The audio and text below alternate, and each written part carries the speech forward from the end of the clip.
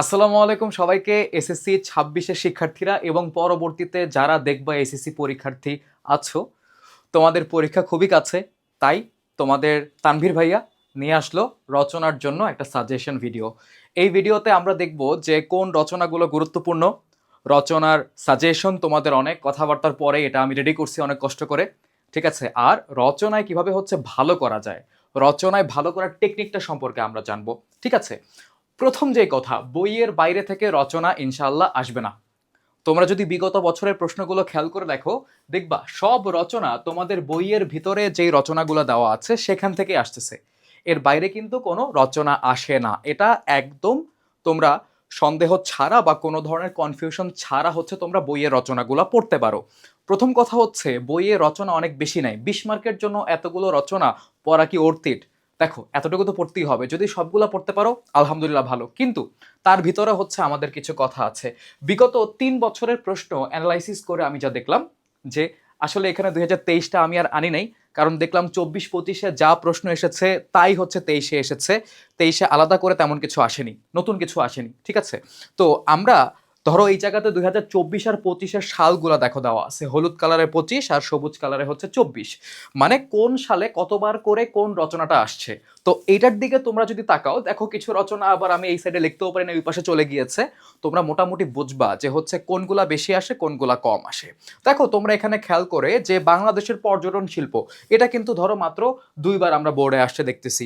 বাংলাদেশের উৎসব এখানে এসেছে মনে করো 5বার, এরকম জগদীশ চন্দ্র বসু, রোকেয়া সাখাওয়াত হোসেন, এগুলা একবার একবার করে এসেছে বিগত 2 বছরে, ঠিক আছে।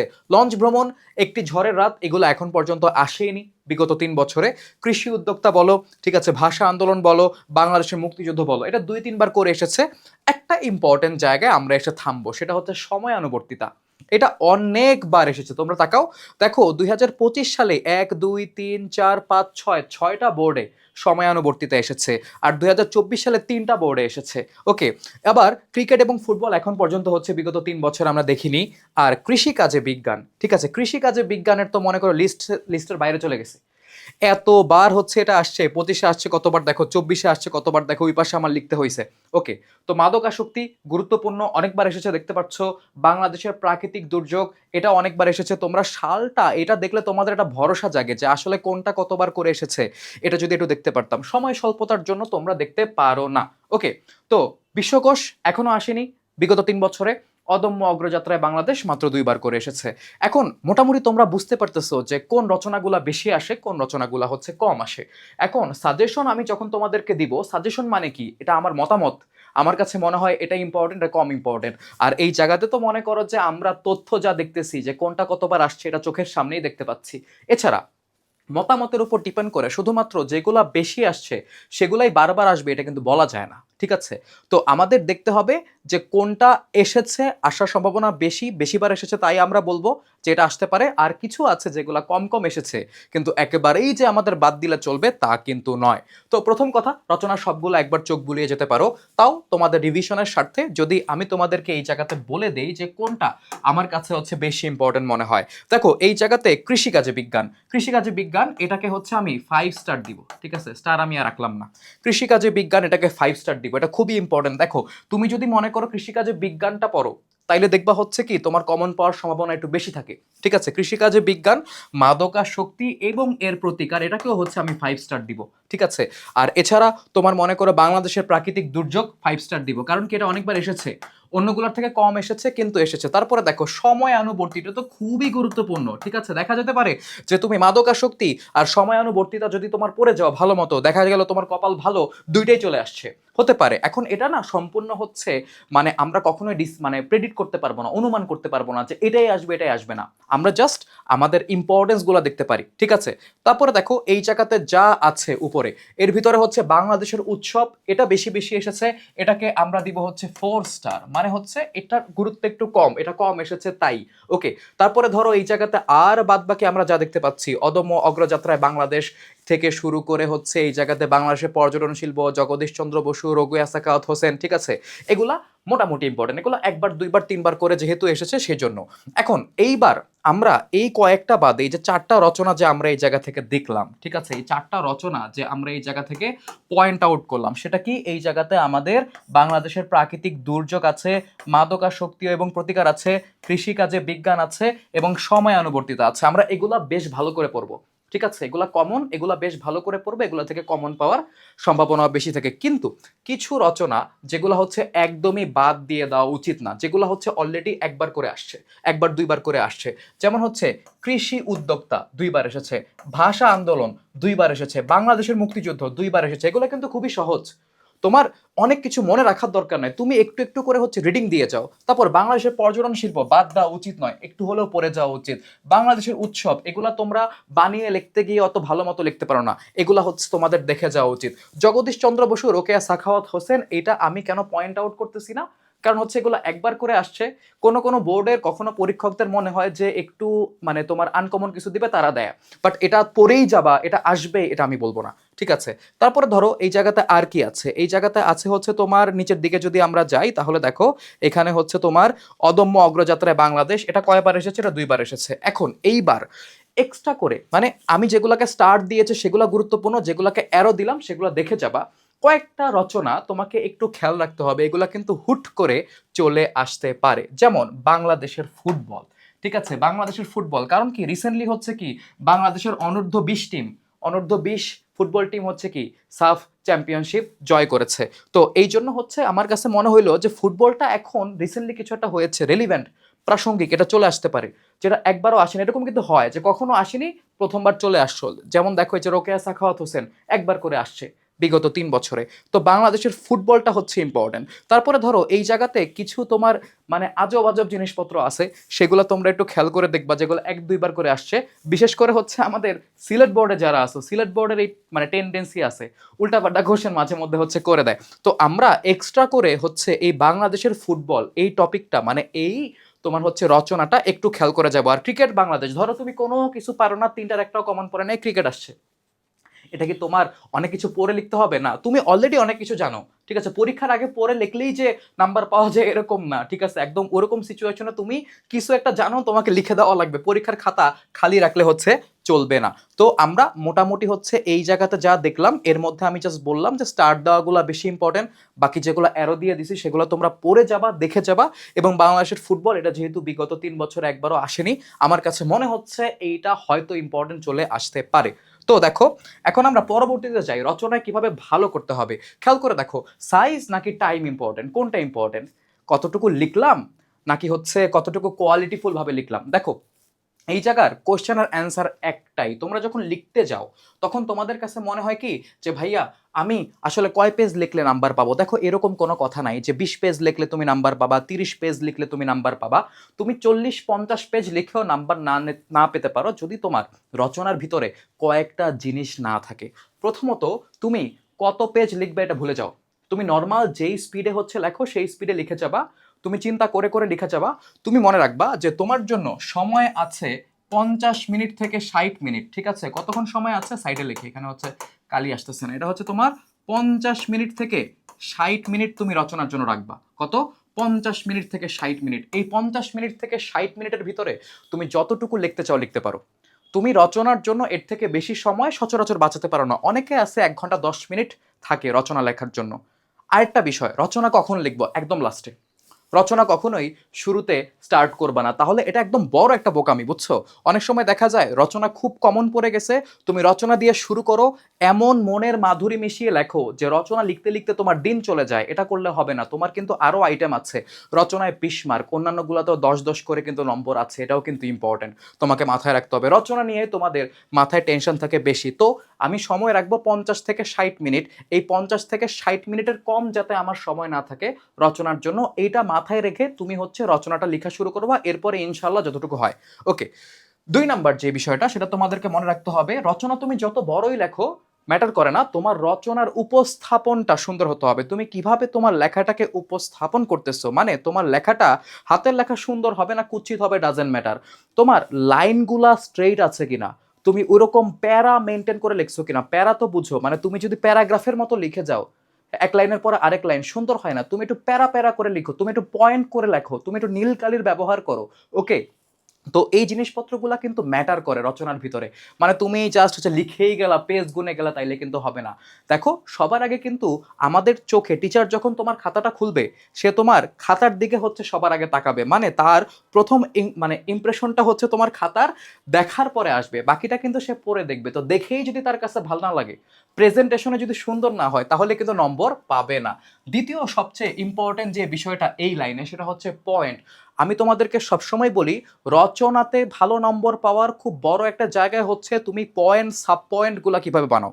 মানে তুমি হচ্ছে বইয়ের ভিতরে কতগুলা পয়েন্ট দেখলা, এই পয়েন্টগুলাই হচ্ছে তুমি লিখে গেলা পরীক্ষায়, তাহলে কিন্তু হবে না। নিজের মতো করে চিন্তা করে কিছু পয়েন্ট তৈরি করো এবং সেই পয়েন্টগুলো হচ্ছে লেখো। যেমন তোমাদের যদি আমি এক্সাম্পল দেই যে কৃষিকাজে বিজ্ঞান, এখন কৃষিকাজে বিজ্ঞান তুমি যখন হচ্ছে লিখতেছো, তো তখন হচ্ছে তুমি একটা পয়েন্ট ধরো হচ্ছে কথার কথা চিন্তা করলা যে বিজ্ঞান ব্যবহার করে বা বিজ্ঞানের প্রযুক্তি ইত্যাদি ব্যবহার করে কৃষিকাজে কিভাবে উৎপাদন বাড়ানো যায়। তো তুমি সেই জায়গাতে কতগুলো আলাদা আলাদা পয়েন্ট করলা যে দেখেন এইভাবে হচ্ছে মানে ইয়াটা বাড়ানো যায়, উৎপাদন বাড়ানো যায়। বা ধরো হচ্ছে মাদকাসক্তি ব্যাপারে যদি আমরা বলি, তাহলে মাদকাসক্তি একটা পয়েন্ট ধরো, মাদকাসক্তির রচনাটা পয়েন্ট হচ্ছে মাদকাসক্তি প্রতিকারের উপায়, ঠিক আছে। তো সেই জায়গাতে তুমি কতগুলা সাব পয়েন্ট বানালা, যে পরিবারের দায়িত্ব, সমাজের দায়িত্ব, বন্ধু বান্ধবের দায়িত্ব, তারপর হচ্ছে স্কুল কলেজ শিক্ষা প্রতিষ্ঠানের দায়িত্ব, সরকারের দায়িত্ব, ধর্মীয় প্রতিষ্ঠানের দায়িত্ব। দেখো কতগুলা পয়েন্ট হয়ে গেল, তাই না? এরকম ভেঙে ভেঙে লিখবা, তোমার লেখাটাকে কিন্তু গুছায় আনতে হবে। তোমার রচনা পুরাটা তোমার টিচার পড়ে দেখবে না, তোমার পয়েন্টগুলোকে দেখবে আগে, যে ও আসলে লেখাটাকে ভাগ করেছে কিভাবে। প্রবন্ধ মানে কি, তুমি একটা বিষয়ের ব্যাপারে যা জানো সবকিছু হচ্ছে এই প্রবন্ধের ভিতরে নিয়ে আসবা, বুঝছো?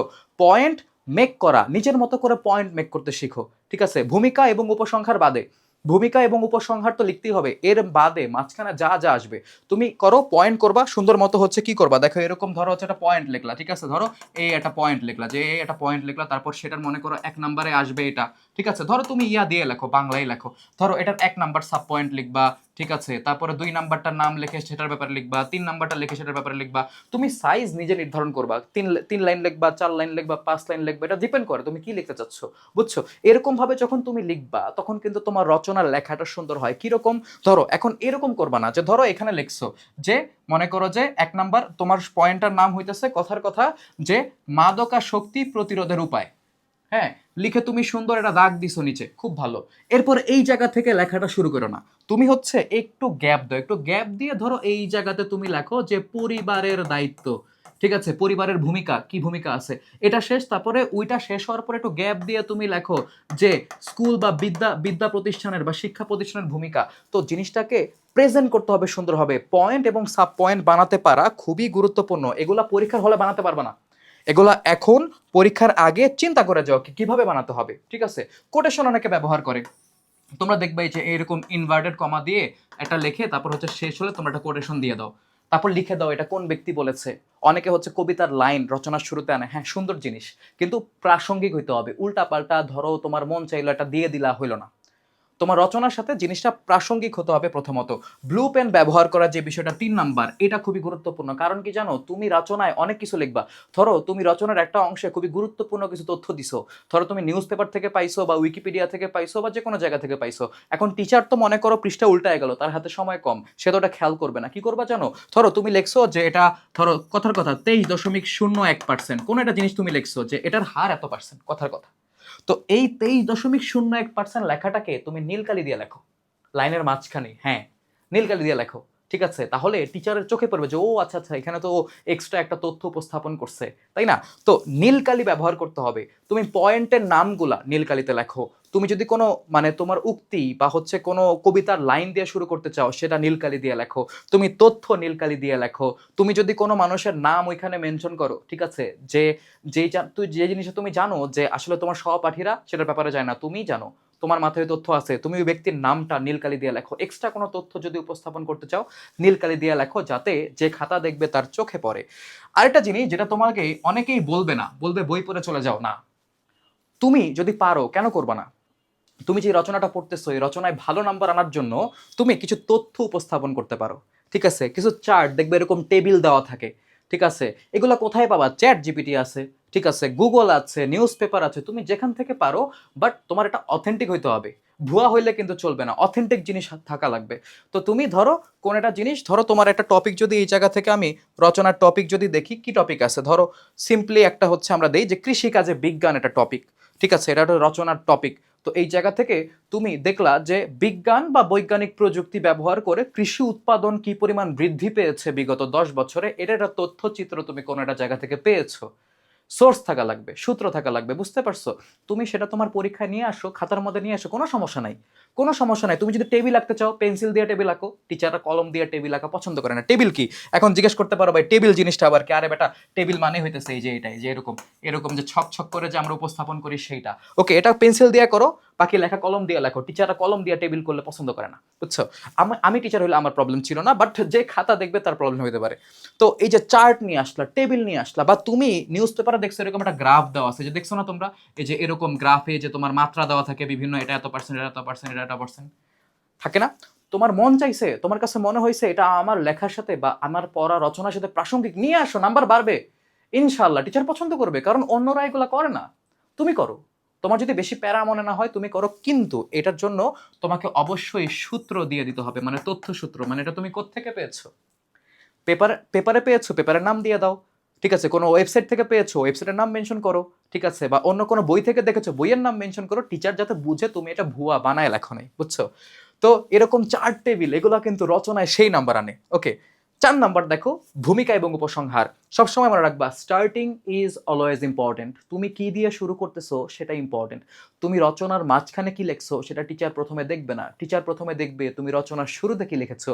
রচনার শুরুতে লিখে যদি মনে হয় যে তুমি উঙ্গা বুঙ্গা জিনিসপত্র লিখে রাখছো, কাকের ঠ্যাং বগার ঠ্যাং লিখে রাখছো, টিচার কিন্তু অপছন্দ করবে, বাকিটা পড়েও দেখবে না।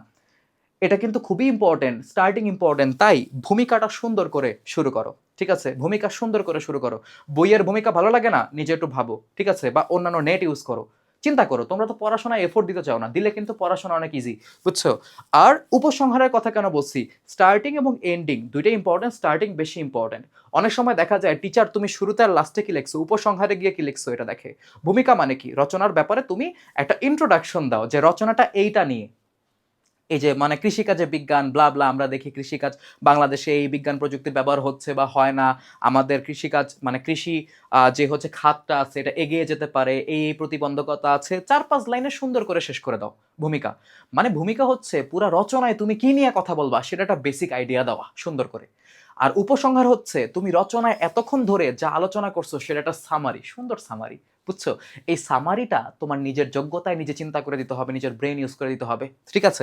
তো এই যে জিনিসপত্রগুলো ভাইয়া, ইনশাল্লাহ যদি তুমি এগুলো ফলো করো না, দেখবা তোমার রচনায় নাম্বার অনেক বেড়ে গিয়েছে, বাকিটা তোমার নিজের এফোর্টের উপর। শুভকামনা সবাইকে।